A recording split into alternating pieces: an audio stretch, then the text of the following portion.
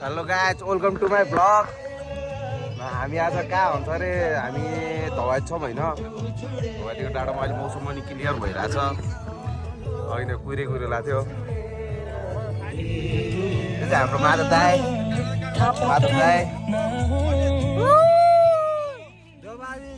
मोहन दाई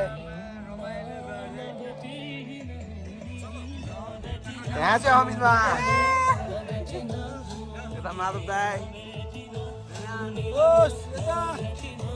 यता भेनाजु। हेलो नमस्ते।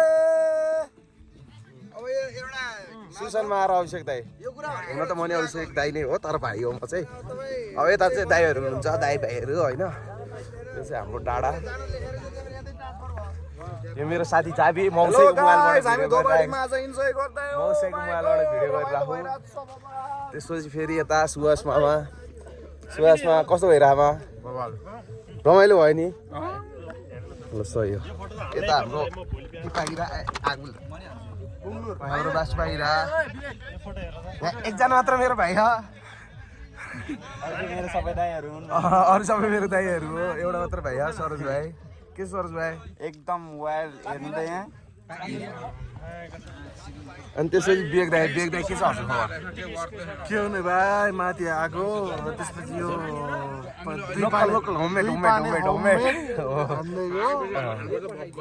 रमाइलो भइरहेको नि अहिले त। You are enjoying your vacation, man. Yes, obviously. I'm enjoying That's the moment. अनि विक्रम दाई त झन् भोलिदेखिबाट ड्युटी हो। रमाइलो भयो विक्रम दाई।